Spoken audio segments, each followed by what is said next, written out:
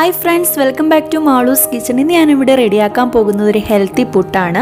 ക്യാരറ്റും ബ്രോക്കളിയും യൂസ് ചെയ്തുകൊണ്ട് ഒരു ഹെൽത്തി ആയിട്ടുള്ള മൾട്ടി കളർ പുട്ടാണ് ഞാനിവിടെ റെഡിയാക്കാൻ പോകുന്നത്. നമുക്കറിയാം, ബ്രോക്കളി എന്ന് പറയുന്നത് ഒരു ഇമ്മ്യൂണിറ്റി ബൂസ്റ്ററാണ്. അതുപോലെ ക്യാരറ്റ് നല്ലൊരു വൈറ്റമിൻ റിച്ച് വെജിറ്റബിളാണ്. അപ്പോൾ ഇത് രണ്ടും യൂസ് ചെയ്തുകൊണ്ട് ഒരു ഹെൽത്തി ആയിട്ടുള്ള പുട്ടാണ് നമ്മൾ റെഡിയാക്കാൻ പോകുന്നത്. അതിന് വേണ്ടിയിട്ടുള്ള ഇൻഗ്രീഡിയൻസ്: ഒരു ബ്രോക്കളി ഫ്ലോററ്റ്സ് ആയിട്ട് കട്ട് ചെയ്ത് വെച്ചിട്ടുണ്ട്, ഒരു ക്യാരറ്റ് എടുത്തിട്ടുണ്ട്. ഫസ്റ്റ് നമുക്ക് ബ്രോക്കളിയും ക്യാരറ്റും ഒന്ന് നല്ലപോലെ വേവിച്ചിട്ട് ഗ്രൈൻഡ് ചെയ്തെടുക്കാം.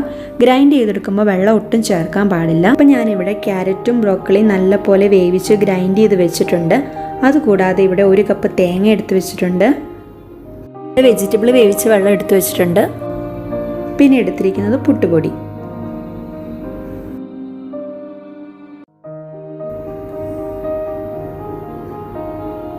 അര കപ്പ് പുട്ടുപൊടി വീതം എല്ലാ ബൗളിലും നമുക്ക് ഇട്ട് കൊടുക്കാം.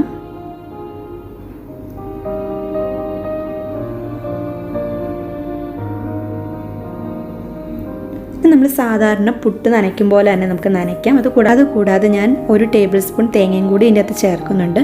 ഇനി നമുക്ക് പുട്ട് നനച്ചെടുക്കാം. അപ്പോൾ ഞാൻ സ്റ്റോക്കാണ് ഇവിടെ യൂസ് ചെയ്യുന്നത് പുട്ട് നനയ്ക്കാൻ വേണ്ടിയിട്ട്.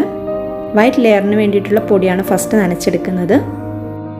ഞാൻ വെജിറ്റബിൾ വേവിച്ചപ്പോൾ ആവശ്യത്തിന് ഉപ്പ് ചേർത്താണ് വേവിച്ചെടുത്തത്. അതുകൂടാതെ ഇവിടെ എടുത്തു വെച്ചിരിക്കുന്ന സ്റ്റോക്കിലും ആവശ്യത്തിന് ഉപ്പ് ചേർത്തിട്ടുണ്ട്. ഇനി നോക്കിയിട്ട് ആവശ്യമുണ്ടെങ്കിൽ മാത്രം ഉപ്പ് ചേർത്ത് കൊടുത്താൽ മതി.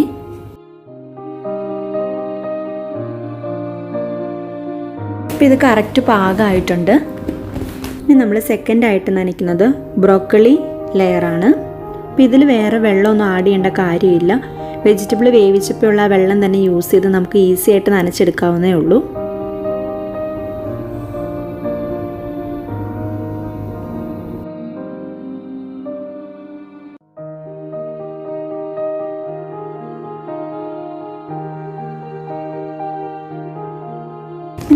ഇനി നിങ്ങൾക്ക് വേണമെങ്കിൽ ബ്രോക്കളിക്ക് പകരം സ്പീനച്ച് യൂസ് ചെയ്യാവുന്നതാണ്.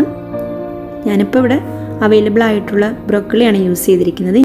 അപ്പം ഞാൻ ഇത് നല്ലപോലെ നനച്ച് പാകമാക്കിയിട്ടുണ്ട്.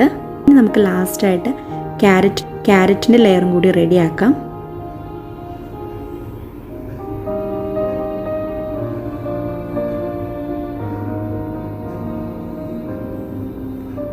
പുട്ടിന് വേണ്ടിയിട്ടുള്ള 3 ലെയേഴ്സിന് വേണ്ടിയിട്ടുള്ള പൊടി നനച്ച് റെഡിയാക്കിയിട്ടുണ്ട്. ഇനി നമുക്ക് പുട്ട് റെഡിയാക്കാം.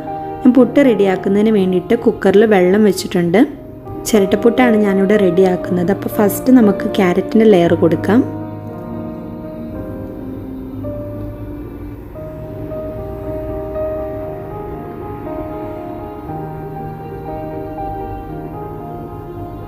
മിഡിൽ ലെയർ ആയിട്ട് കൊടുക്കുന്നത് വൈറ്റ് ലെയറാണ്.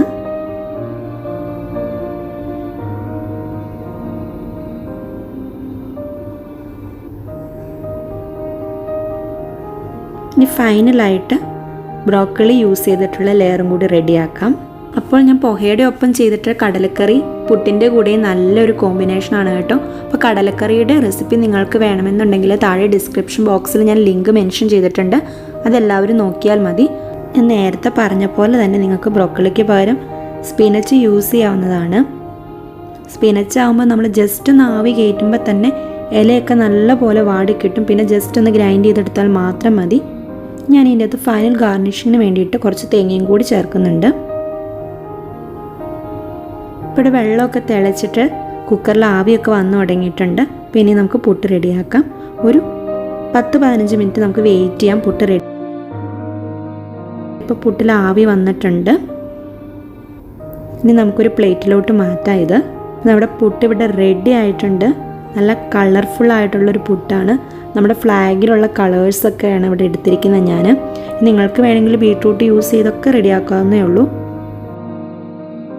അപ്പോൾ ഇന്ന് റെഡിയാക്കി ഹെൽത്തി ആയിട്ടുള്ള പുട്ട് എല്ലാവർക്കും ഇഷ്ടമായെന്ന് ഞാൻ വിശ്വസിക്കുന്നു. എൻ്റെ ചാനൽ ആദ്യമായിട്ടാണ് നിങ്ങൾ കാണുന്നതെങ്കിൽ സബ്സ്ക്രൈബ് ചെയ്യാൻ മറക്കരുത്. അതേപോലെ നോട്ടിഫിക്കേഷൻസ് കിട്ടാൻ വേണ്ടിയിട്ട് ബെൽ ബട്ടൺ എനേബിൾ ചെയ്യണം. അപ്പോൾ നാളെ മറ്റൊരു വീഡിയോയുമായി കാണുന്നവരെ this is signing off. By.